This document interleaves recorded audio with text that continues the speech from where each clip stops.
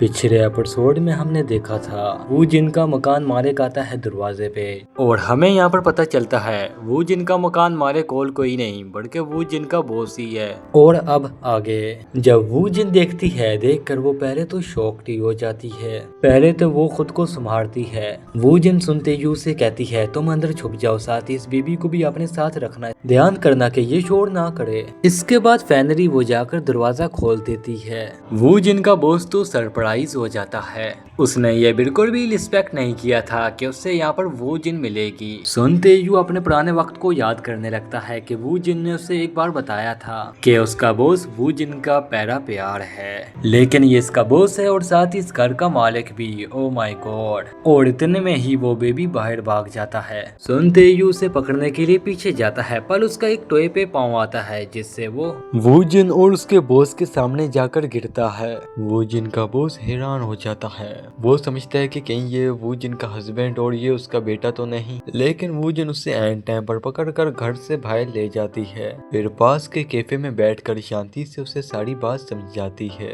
वो समझ जाता है। वो कहता है कि अच्छा तो ये तुम्हारे जीजा का भाई है और तुम्हारे साथ मिलकर वो जो की केयर कर रहा है। सुनते ही वो जिनके बॉस की पर्सनैलिटी और उसकी बड़ी गाड़ी की वजह से खुद को नीचा समझता था, लेकिन अब ये जो उसके सामने अनबैलेंस होकर गिरा था इसका तो मन कर रहा था कि जमीन फट जाए और उसमें ये जाकर छुप जाए। वो जिन बड़ा कहाँ उसके दर्द को समझ सकती थी। वो जिन कहती कि मैं घबरा गई थी और इसलिए मैंने तुम्हें अचानक से छुपा दिया। सुनते यू कहता है कि अच्छा तो फिर तुम्हें मुझे लोगों को दिखाते हुए शर्मिंदा फील होती है। वो जिन कहती कि तुम ये क्या मतलब निकाल रहे हो इस बात का, मैं थोड़ा शॉक्ड हो गई थी तो इसलिए मैंने ऐसा किया। पर सुनते ही उसकी बातों पर ध्यान नहीं देता और उस बात को भुलाने लगता है। फिर उसे वो जिन कहती कि तुम कभी भी नहीं समझ सकते जो कुछ मेरे साथ चल रहा है। खैर इसके बाद इस बात को एक हफ्ता गुजर जाता है और हम देखते हैं कि सुनते यू वो जो को लेकर अपने फ्रेंड के साथ बैठा हुआ था, लेकिन सुनते यू अभी भी वो जो गिरा था उस बात को भुला नहीं पा रहा था। तभी इसके दोस्त कहते हैं कि क्या तुम्हारी वो जिनके साथ दोस्ती आगे बढ़ी, जिस पर वो कहता है कि तुम ये सब बातें छोड़ो, मैं ऐसा वैसा कुछ नहीं सोचता, मैं तो बस इस इंतजार में हूँ कि कब मेरे घर की रेनोवेशन कंप्लीट होगी और मैं यहाँ से फिर चला जाऊंगा। इसके बाद हम वो जिन को ऑफिस में देखते हैं। और हाँ गाइस, मैं आपको एक बात बताता चलूं कि वो जिन के बॉस का नाम यून सोन है। वो जिन ऑफिस में ऐसा रिएक्ट करती थी कि वो यून सोन को अपने बॉस के अलावा और बिल्कुल भी नहीं जानती है। तो फिर यून सोन भी समझ जाता है, तो इसलिए वो ऑफिस में वो जिन के साथ सिर्फ काम की ही बात किया करता था। इसके बाद फिर हम उसी रेडी एमिचू को देखते हैं और हमने जो उसका मैनेजर देखा था लास्ट टाइम, वो हमें यहाँ पर पता चलता है कि वो उसका सिर्फ मैनेजर नहीं बल्कि उसका हस्बैंड है। और वो उससे कहते कि फाइनली मेरी अब तुम्हारे से जान छूटने वाली है, क्योंकि तुम्हें असिस्टेंट के तौर पर कोई और लड़का पसंद आ ही चुका है और अब वही तुम्हें हैंडल करेगा। मैं तो थक चुका हूँ। 20 साल में तुम्हारे साथ जिंदगी गुजार रहा था, ऐसा लगा कि मैं जहन्नम में जी रहा हूँ और अब जल्दी से तुम डिवोर्स पेपर पर साइन करो और मेरी जान छोड़ो। जिस पर वो कहते हैं कि तुम्हें इतनी जल्दी एनिवर्सरी मिलने वाली नहीं है, इस चलने में काफी अरसा लग जाएगा। खैर इतने में ही एमी जोन सिंते यू को बुला लेती है और उससे कहती है मैंने तुम्हारी बनाई हुई फोटो चेक कर ली है। वैसे तो हम बेबी शूट नहीं करते, लेकिन तुम्हारी फोटो मुझे काफी पसंद आई है। स्पेशली मैं तुम्हें इसी फोटो की वजह से तुम्हें सिलेक्ट करती हूँ। उन फोटो में वो जो काफी प्यारा लग रहा था और साथ ही साथ उसके कैमरे में कुछ पुरानी फोटो भी थी जो एमी जोन ने देख ली। इसके बाद वो जिनकी फोटो दिखाकर कहती है कि क्या ये इस बेबी की मॉम है और तुम्हारी वाइफ, जिस पे सुनते यू चौंक जाता है और कहता है कि बिल्कुल नहीं। इसके बाद वो लेडी कहती है कि अच्छा तो फिर तुम्हारी गर्लफ्रेंड होगी, जिस पर सुनते यू कहते हैं कि नहीं। फिर वो लेडी कहती है मैं काफी अरसे से कैमरा ही यूज करती आई हूँ और मैं फोटो देखकर बता सकती हूँ कि इसके पीछे इमोशनल क्या है। हमारे अंदर इस लड़की के लिए दबी हुई फीलिंग जरूर से है। इसके बाद सुनते यू जब वापस आ रहा था तो उसे बार बार यही बातें याद आ रही थी जो उसे एमी चू ने बोली थी। इसके बाद फिर वो जिनका एक प्लान बनता है। उनकी ही बिल्डिंग में कुछ नेबर रहते थे, उनके पास भी बच्चों वाली फैमिली थी, तो वो उनके साथ कैंपिंग पे जाने का प्लान बना लेती है ताकि वो जो की लॉजिकल और मेंटल हेल्थ बेहतर हो सके। और इसी बारे में वो जाकर सुनते यू से भी बात करती है। उससे कहती कि क्या तुम हमें कैंपिंग पे ज्वाइन करोगे, जिस पर वो भी तुरंत ही हाँ कर देता है। लेकिन सुनते यूं तो वो जो को ही बड़ी मुश्किल से संभालता था, लेकिन अब तो नेबर के 3-3 बच्चे भी इसके साथ ही बैठे हुए थे। वो वूजिन से कहता है कि मैंने नहीं सोचा था कि इतने सारे बच्चे साथ में आ रहे हैं, इन सबको बड़ा मैं कैसे संभालूंगा। पर वूजिन तो सिर्फ स्माइल ही करती रहती है। वूजिन उसे झूठ बोलकर अपने साथ लाई थी, सिर्फ अपनी हेल्प कराने के लिए। इसके बाद वहाँ पहुंचकर ये दोनों टैंक लगाने लगते हैं, साथ ही लड़ाई भी कर रहे होते हैं और साथ ही अपना काम कर रहे थे। फाइनली काफी देर बाद इनका काम पूरा होता है, लेकिन इन्हें काफी टाइम लग जाता है। वूजिन सोच रहा होता है कि दिन शुरू होते ही वो थक चुका है, बच्चों को संभालते हुए, वूजिन के साथ लड़ाई करते हुए और साथ ही टैंक लगाते हुए। लेकिन जब वो वूजो को देखता है तो उसकी सारी थकान दूर हो जाती है, क्योंकि वूजो बाहर आकर काफी ज्यादा खुश है। इतनी खूबसूरत और साफ सुथरी जगह पे बच्चों के साथ खेल रहा है, और ये देखकर वूजिन भी काफी ज्यादा खुश होती है। तभी इनकी नेबर की बच्ची इनके पास आती है, जिसका नाम बॉम्ब था। वो सिर्फ उसका नाम ही बॉम्ब नहीं, बल्कि वो बातों में भी बॉम्ब ही थी। वो उससे कहने लगती है कि हमारी कुछ फोटोज बना दो। इसके बाद फिर वो फोटोज क्लिक करने लगता है। काफी सारी फोटोज में वूजिन भी आई होती है। इसके बाद हम वूजिन को देखते हैं, जो कि साइड में खड़े होकर अपनी नेबर के साथ कुछ बातें कर रही होती है। कि सुनते यू के साथ रहने की मेरी कभी भी आदत नहीं थी, लेकिन वो काफी जल्दी मूव आउट कर रहा है। ये सब सुनते यू सुन रहा होता है। ये सुनकर सुनते यू को लगता है ये मेरे से जान छुड़ाने के लिए मेरे वापस जाने का इंतजार कर रही है। ये सुनकर सुनते यू का मूड काफी ज्यादा खराब हो जाता है, इवन के वो खाने के टाइम भी नहीं आता। ये देखकर वूजिन जाकर उससे खाना खिलाने की कोशिश करती है, पर सुनते यू खाना नहीं खाता। वो उसके हाथ को पीछे करता है, जिस वजह से वो खाने की प्लेट नीचे गिर जाती है, जिसपे वूजिन को भी गुस्सा आ जाता है। तो उसे काफी ज्यादा गुस्सा आ रहा था, तो इसलिए वो वॉक पर निकल जाती है। वॉक करते करते उसे यून सुन की कॉल आती है, जो कि वो उसे एक ईमेल फॉरवर्ड करने की बात कर रहा था, और उसके साथ वो अपने काम की डिस्कशन करते हुए एक गलत रास्ते पर निकल जाती है। और इतने में ही इनकी नेबर सुनते यू के पास आती है और उससे कहती है कि अब तो अंधेरा भी हो गया है, लेकिन वूजिन अब तक वापस क्यों नहीं लौटी? क्या तुमने उसे कॉल की है? तुमको उसकी परेशानी भी नहीं हो रही, उसका तो नंबर भी बंद जा रहा है। ये सुनकर तो सुनते यू अपनी नाराजगी भूल जाता है, और साथ ही साथ नेबर ने उसको सारी बात क्लियर कर दी थी। सुनते यू नाराज बैठा था, क्योंकि उसने उनकी आधी अधूरी बात सुनी थी। पूरी बात यह थी कि वो उसके जाने पर खुश नहीं बल्कि सैड हो रही थी। वूजिन कह रही होती कि वो बहुत ही जल्द मूव आउट कर रहा है, और ये सोचकर भी मुझे परेशानी होती है, क्योंकि वो वूजो की काफी अच्छे से केयर करता है, और मेरी और उसकी भी काफी अच्छे से बन रही थी। सुनते यू एक अच्छा इंसान है। ये सुनकर सुनते यू को काफी ज्यादा शर्मिंदी होती है, और फिर इसके बाद वो वूजिन की तलाश में निकल जाता है। उसे जगह जगह पर ढूंढता है, उसे आवाजें देता है, पर वो नहीं मिलती। वो पहाड़ी एरिया था। सुनते यू मन में सोच रहा होता है कि वो किसी खतरे में ना फंस जाए। सुनते यू को समझ नहीं आ रही थी कि उसे वूजिन के लिए इतनी ज्यादा परेशानी क्यों हो रही है, और वो उससे आवाजें देकर तलाश कर रहा होता है, और फाइनली वूजिन उससे आवाज देती है। सुनते यू उसकी तरफ भाग कर जाता है। वूजिन उसे अपने पास बुलाती है। वो एक जगह पत्थरों के पीछे छुपकर बैठी हुई थी। वो काफी ज्यादा डरी हुई थी, क्योंकि वो रास्ता भूल चुकी थी और उसके पाँव पर चोट भी लग गई थी। सुनते यू को देखकर उसे तसल्ली हो जाती है कि फाइनली मैं बच चुकी हूँ। और इतने में ही फिर सुनते यू उससे उठाकर ऊपर लेकर आता है, और इतने में ही हल्की हल्की बारिश होने लग गई थी। सुनते यू को उसकी चोट की काफी ज्यादा फिक्र हो रही थी। वो चेक करता है तो वो देखता है कि उसके घुटने पर काफी बड़ा जख्म है, तो वो उसे साफ करता है। इसके बाद फिर ये दोनों ही एक दूसरे को देखने लगते हैं, पर सुनते यू को अच्छा फील नहीं होता, तो फिर वो उठकर उसके साथ जाकर बैठ जाता है, और उससे कहता है किसी स्टोर पर जाकर तुम्हारे लिए बैंडेज ले लेंगे। लेकिन उन्हें बारिश रुकने तक यहीं पर ही बैठना था। फिर ये दोनों ही आपस में बातें करने लगते हैं। सुनते यू बताता है कि मुझे कभी भी बारिश के दिन पसंद नहीं आए, जिस पर वूजिन कहती है कि नहीं, मुझे काफी अच्छे लगते हैं ये दिन। सुनते यू कहता है कि मुझे बारिश इसलिए पसंद नहीं, रीजन तुम्हारा ही ओपोजिट है। जब भी बारिश होती थी तुम्हारी दीदी तुम्हें लेने के लिए आती थी, पर जब भी बारिश होती थी मैं किसी का इंतजार करता था, पर मेरे भैया कभी भी मुझे लेने के लिए नहीं आते थे। बारिश के दिनों में वो मुझे अकेला छोड़कर चले गए। मुझे कहा था कि अगले दिन मैं तुम्हें बारिश के दिन लेने आऊंगा, लेकिन वो कभी नहीं लौट कर आए। वो जिनको काफी ज्यादा बुरा फील होता है कि बेचारे का बचपना किस दर्द में गुजरा है, और अब इसके अंदर वही दर्द बाकी है। फिर वो उससे कहती है कि जब भी बारिश हुई तो मैं तुम्हें तब लेने के लिए आऊंगी। जब भी बारिश हुई तो तुम्हें अच्छा ना लगे तो मुझे एक फोन करना, मैं तुम्हारा एमलेरा बन जाऊंगी। लेकिन मैं हमेशा के लिए वादा नहीं कर रही, मैं हर बार कभी ना कभी आ जाऊंगी। ये सुनकर सुनते यू को काफी अच्छा फील होता है, तो वो उससे कंधे पर उठाकर वहाँ से लेकर जाने लगता है। वो जिन उससे पूछने वाली थी कि मैं हैवी तो नहीं, पर सुनते यू उससे पहले ही कह देता है कि तुम एक पंख की तरह हो, तो कुछ खाया पिया करो। तो वो जिन उसे रास्ते में मनवा ही लेती है कि अब हम दोनों बडीज बन चुके हैं। अगर तुम नहीं मानोगे तो मैं क्यों खुद को तुम्हें कैरी करने दूंगी। तो सुनते ही वो भी मान जाता है कि हाँ, अब से हम काफी अच्छे फ्रेंड्स हैं। खैर, इसके बाद ये लोग कैंपिंग खत्म कर कर घर वापस जाने लगते हैं और जैसे ही ये लोग अपने घर के पास पहुंचते हैं तो सामने युन सुंग खड़ा था। वो जिनको देखता है तो उसे तसल्ली होती है। वो कहता है कि मैं बात कर रहा था तुमसे, पर फोन अचानक से कट गया।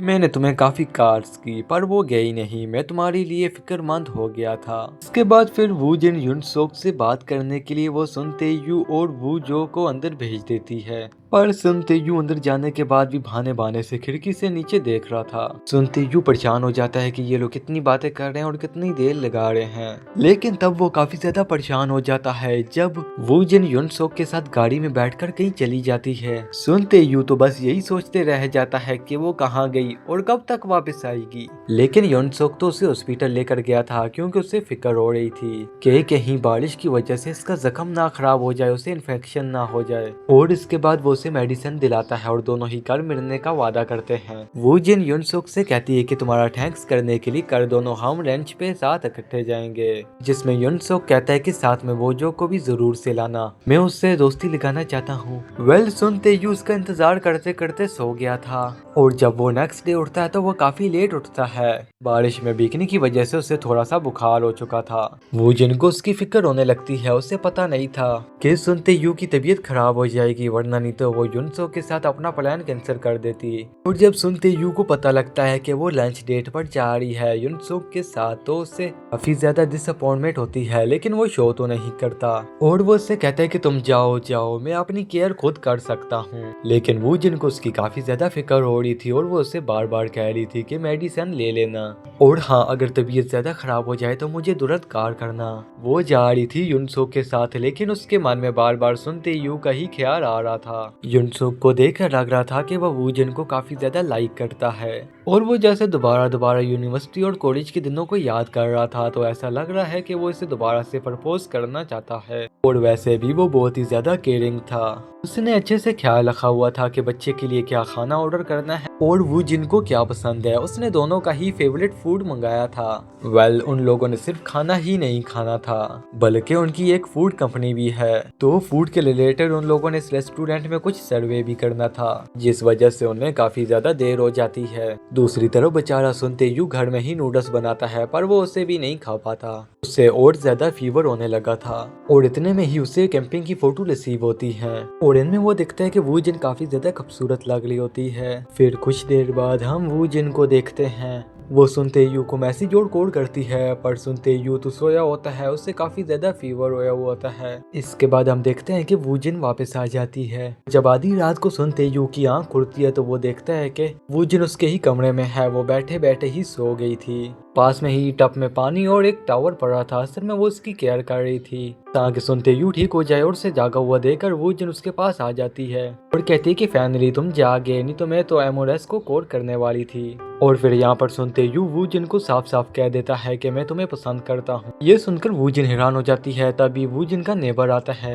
उसकी हेल्प करने के लिए। वो उसके लिए खाने पीने की चीजें लेकर आए होते हैं। वो सुनते यू को देखकर पूछते हैं कि ये कौन है, क्या तुम दोनों के बीच में कुछ चल रहा है। जिस पर वो जिन कहती है कि ऐसा कुछ नहीं है। इसके बाद हम अगले दिन का सीन देखते हैं जहाँ पर वो जिन ऑफिस जाने के लिए लेट हो रही होती है और वो गरम गरम नाश्ता कर लेती है, जिसकी वजह से उसके मुंह में जलन होने लगती है। वो ऑफिस जाने के लिए लेट हो रही होती है तो वो जल्दी से चली जाती है। फिर पीछे से सुनते यू वूजो को नाश्ता करवाता है और उसकी केयर करता है और साथ ही सुनते यू वूजो से बातें कर रहा होता है। तभी सुनते यू को वो जिन की कॉल आती है। वो जिन सुनते यू से कहती है कि जल्दी से वूजो को बेबी केयर में पहुंचा दे।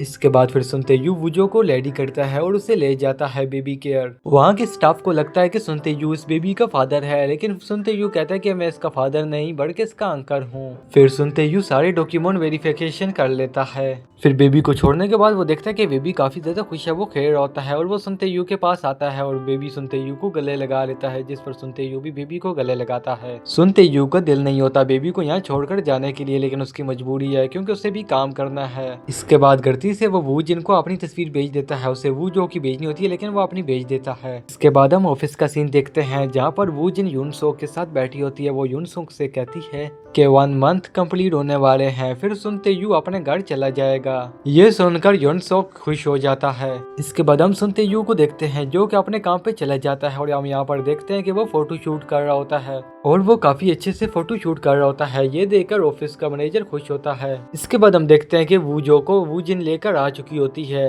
और तभी सुनते यू भी आ जाता है। वो एक दूसरे से बात नहीं करते हैं। सुनते यू सीधा ही अपने रूम में चला जाता है। तभी सुनते यू को कॉल आती है। दूसरी तरफ वाला पर्सन सुनते यू से कहता है कि तुम्हारा घर अब बनकर रेडी हो चुका है। जिस चीज को सुनकर सुनते यू बिल्कुल भी खुश नहीं होता। वो कहता है कि ओके ठीक है और उसके बाद उसे यहाँ पर यकीन नहीं हो रहा होता कि इतनी जल्दी 1 महीना गुजर गया। इसके बाद रात के टाइम सुनते यू वूजिन से फिर से कहता है कि मैंने जो अपनी फीलिंग के बारे में तुम्हें बताया था वो सच है। मैं तुम्हें पसंद करने लगा हूँ। पर पता नहीं क्यों वो देखती कि बेबी ने उसका बैग खराब कर दिया है। जिसके बाद वूजिन काफी ज्यादा परेशान हो जाती है और वूजो हंसने लगता है। इसके बाद हम अगले दिन का सीन देखते हैं। हम देखते हैं कि सुनते यू वूजो को बेबी केयर छोड़ देता है।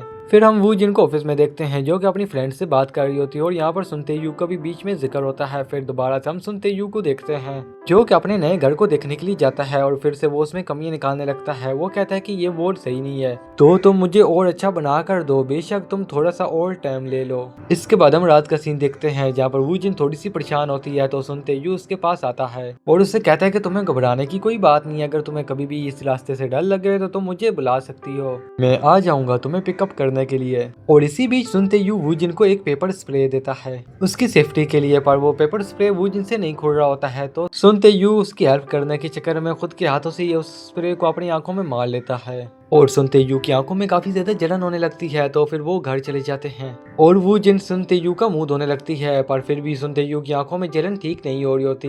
वूजिन सुनते यू की हेल्प कर रही होती है और वो उसे बैठाती है और उसकी आंखें खोलकर उनको देख रही होती है, जिसपे सुनते यू कहता है दूर हटो, मेरी आंखें खुद ही ठीक हो जाएंगी। और इसी बीच वूजिन का पाँव फिसल जाता है। वो गिरने वाली होती ही है कि सुनते यू से पकड़ लेता है। फिर सुनते यू से खड़ा करता है और कहता है कि तुम जाओ, मैं खुद ही इसे ठीक कर लूंगा। इसके बाद फिर हम अगले दिन का सीन देखते हैं जहाँ पर सुनते यू वूजिन के ऑफिस में आया होता है क्योंकि जो सुनते यू और वूजिन का ऑफिस वर्क है वो दोनों ही एक होने वाला है इस फोटोग्राफी के चक्कर में। और फिर सभी वर्कर सुनते यू को देखकर कहते हैं कि ये तो वही है जिसकी बेबी की वजह से ऑफिस में काफी बड़ा तमाशा हुआ। इसके बाद फिर सुनते यू वूजिन और इनके बॉसेस सभी मीटिंग करते हैं और मीटिंग खत्म होने के बाद जब ये लोग जा रहे होते हैं तो लिफ्ट में भी सभी सुनते यू के बारे में बातें कर रहे होते हैं। और इसके बाद फिर रात का सीन आता है जहाँ पर ये सभी लोग पार्टी कर रहे होते हैं। पार्टी में वूजिन और उसका बॉस, दूसरी तरफ सुनते यू और उसका बॉस ये सभी होते हैं जो कि पार्टी कर रहे होते हैं। और यहाँ पर सुनते यू युनसुन दोनों ही एक दूसरे से काफी ज्यादा जेलस हो रहे होते हैं। वो दोनों ही ड्रिंक भी करते हैं और यहाँ पर सुनते यू और युनसुन के बीच में एक गेम भी होता है और इस गेम में फाइनली एंड पे सुनते यू जीत जाता है।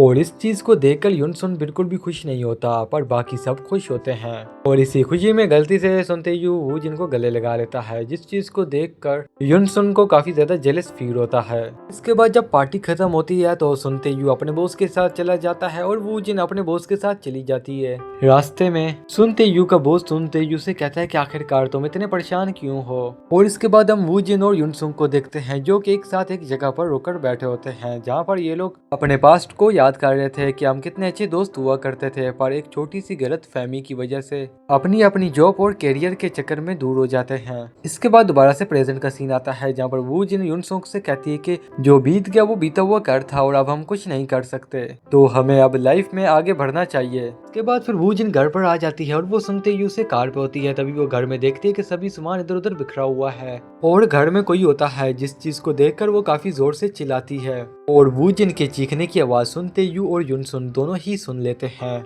और इसी के साथ गाइज ये अवर यूनिवर्स की मिस्टीरियस एंडिंग होती है। अगर आप जानना चाहते हैं कि आगे क्या हुआ तो हमारे चैनल को सब्सक्राइब करें और इस वीडियो को लाइक करें। कमेंट में लाजमी बताना कि आपको ये वीडियो कैसी लगी। और इसी के साथ मैं आपको मिल लूंगा अगली वीडियो में, तब तक के लिए गुड बाय।